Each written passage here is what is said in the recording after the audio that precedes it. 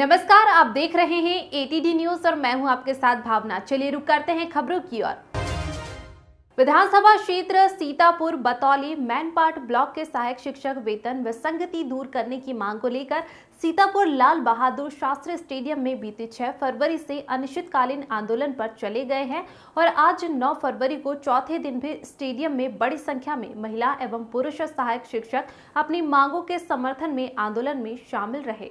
कई वर्षों से वेतन विसंगति की मांग को लेकर सहायक शिक्षक हड़ताल समय समय पर करते रहे हैं। इसी बीच पूर्व में एक कमेटी भी बनाई गई थी, लेकिन गठित कमेटी अपनी रिपोर्ट अब तक प्रस्तुत नहीं कर पाई है, जिससे क्षुब्ध होकर प्रदेश संगठन के आह्वान पर जिले व ब्लॉक के सहायक शिक्षक छत्तीसगढ़ शिक्षक फेडरेशन एवं समग्र शिक्षक फेडरेशन के बैनर तले 6 फरवरी से अनिश्चितकालीन आंदोलन कर रहे हैं। जिले व ब्लॉक के प्राथमिक विद्यालयों में कार्यरत सहायक शिक्षकों की अपनी मांगों को लेकर हड़ताल चल रही है। प्राथमिक विद्यालयों में पढ़ाई ठप हो गई है। उनका कहना है कि जब तक सरकार हमारी मांगों पर विचार नहीं करती है, तब तक हमारे द्वारा आंदोलन जारी रहेगा। वशिष्ठ दास महंत की रिपोर्ट हैं और सरकार के द्वारा क्यों अभी तक आप लोगों की मांग पूरी नहीं की है? ये हमारी सिर्फ एक ही मांग है। छत्तीसगढ़ सहायक शिक्षक समग्र शिक्षक फेडरेशन की सिर्फ एक सूत्रीय मांग है, वो है प्रथम नियुक्ति तिथि की गणना करते हुए, पूर्व सेवा की गणना करते हुए हमारे जो वेतन विसंगति है उसको दूर किया जाए। आखिर क्यों सरकार आप लोगों की बात को नहीं सुन रही है? हम लोग जो है 4 साल से जो है इस मांग को लेकर विभिन्न ज्ञापन के माध्यम से, विभिन्न आंदोलनों के माध्यम से हमने सरकार को कई बार जो है उनको यह बताने की कोशिश की कि हमारी वेतन विसंगति बहुत ज़्यादा है, इसे आप पूरा करिए। क्योंकि उनके द्वारा ही कहा गया था कि जब संविलियन हमारा 2018 में हुआ तो हमारे जो छत्तीसगढ़ के मुखिया जो हमारे काका हैं, उनके द्वारा कहा गया था कि वर्ग 1 और 2 को फ़ायदा हुआ और वर्ग 3 के साथ धोखा हुआ। तो हम उन्हीं के बातों को याद दिलाने का प्रयास कर रहे हैं कि वो जो है हमारी मांगों पर संवेदनशीलतापूर्वक विचार करते हुए हमारी मांगों को शीघ्र अतिशीघ्र पूरा करें और हम सभी जो है अपने स्कूल में जाएं और बच्चों की पढ़ाई के साथ उनकी जो पढ़ाई है जो बाधित हो रही है उनको हम पूरा कर सकें। अगर मांग पूरी नहीं होती है, जैसे कि आने वाले सत्र में कुछ महीनों के बाद आचार संहिता भी लग जाना है, विधानसभा चुनाव भी आना है, मांग पूरी नहीं होती है तो फिर क्या करेंगे आगे चल के?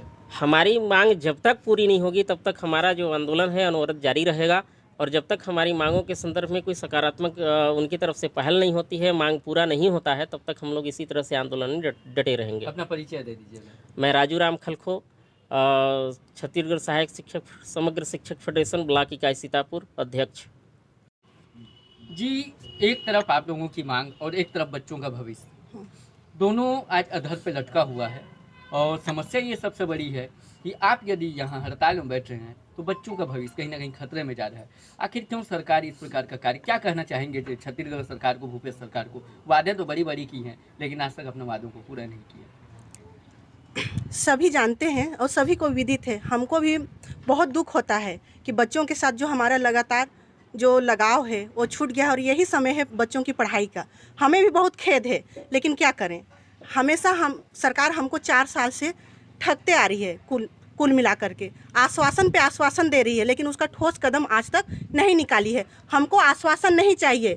भूपेश सरकार, भूपेश काका से मैं यही निवेदन करती हूँ कि हमें आश्वासन नहीं चाहिए, हमें पूर्ण रूप लिखित रूप में पूरा ठोस कदम चाहिए जो हमारे हित में हो। हमारे हित में रह के हमें ठोस मौके हमें लिखित रूप में हमें ठोस कदम हमें लाभ दें, ताकि हम अपना मांग को पूरा करते हुए अपने यथास्थान अपने स्कूल जाएं और बच्चों के साथ हमारा जो लगातार जो बंधा हुआ है हमारा उनके साथ वो रिश्ता हम वहीं पढ़ाई के रूप में अपना जारी रखें। अगर सिर्फ भूपेश सरकार आप लोगों को आश्वासन ही दे रही है और आप लोग के हित में कोई काम नहीं कर रही है, तो आप लोगों का फिर अगला कदम क्या होगा? हमारा अगला कदम यही कि हम अनवरत हड़ताल पे ही रहेंगे। हमारा आंदोलन जारी रहेगा।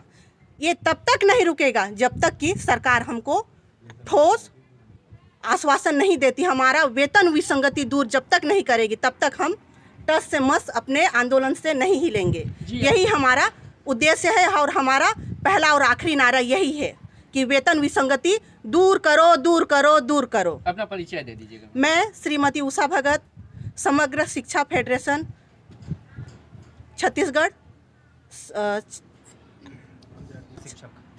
महिला ब्लॉक अध्यक्ष श्रीमती उषा भगत जी। विधानसभा चुनाव और कहीं ना कहीं भूपेश सरकार अब वोट के लिए और छत्तीसगढ़ में फिर से पुनः सरकार बनाने के लिए आगे आई है, जिसको लेकर के अब देखा जा रहा है कर्मचारी संघ फिर से उनके विरुद्ध खड़े हो रहे हैं। जिस प्रकार से शिक्षकों का यह कहना है कि उनकी मांग पूरी नहीं हो रही है, क्या लगता है कि भूपेश सरकार आप लोगों की मांग पूरी करेगी? क्या सरकार गिरने की नौबत आ सकती है इस प्रकार से अगर रवैया रहा भूपेश सरकार का? बिल्कुल हम नहीं चाहते। हम तो काका को बहुत मानते हैं और इसी उम्मीद और विश्वास के साथ हम लोगों ने उनको वोट दिया था, उनका साथ दिया था। वो रायपुर में मंच पे खुलेआम हमसे आके बोले थे कि हम आपके साथ में, हमारी अगर सरकार आती है तो हम आपकी सभी मांगें पूरी करेंगे। सरकार आ गई, हम लोगों ने सरकार बना दिया। बीजेपी की कुछ कमियां थी, उनको देखते हुए सरकार बदली, कांग्रेस की सरकार आई, हम लोगों ने उनको सरकार में जो है शामिल कर लिया, सरकार बन गई। अब वो मुख्यमंत्री हैं। मुख्यमंत्री मतलब आप घर के मुखिया जो होते हैं वो पूरे प्रदेश के मुखिया हैं और सबको समान भाव से उनको देखना चाहिए कि सभी शिक्षक होते हैं। आज हम लोग जो है रोड पे हैं, अपनी मांगों के लिए हैं, इस सब की जिम्मेदारी घर के मुखिया की होती है। आप एक ही घर के सब सदस्य होते हैं, आप सबको एक तरह का खाना दीजिए। किसी को आप जो है 56 प्रकार का भोग दे रहे हैं, किसी को मांस मटन दे रहे हैं, किसी को आप दाल भात दे रहे हैं और हमको जो है माड़ भात दे रहे हैं। ऐसा संभव है क्या? आपको सभी को एक नज़रिए से देखना चाहिए।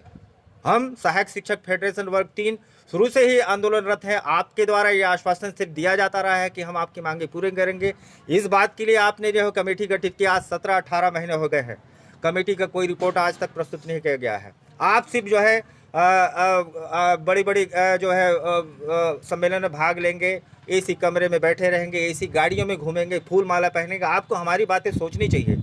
आपको सबसे ज़्यादा शर्म ये आनी चाहिए कि आज जो है सभी विधवा महिलाएं, जो सहायक शिक्षक जो थे, जो डेथ करके कोरोना काल में उनके महिलाएं आज तक बैठी हैं, 3 महीना हो गया, उनकी मांगे तक पूरी नहीं की गई। आप जो खाना रोसिया जो बनाती हैं उनकी मांगे पूरी नहीं की गई हैं, जिनको 1200-1500 रुपये मिलता है। हम वर्ग 3 के लोग जो होते हैं, सहायक शिक्षक फेडरेशन के जो वर्ग 3 के शिक्षक जो होते हैं, वो सबसे ज़्यादा मेहनत करने वाले लोग होते हैं।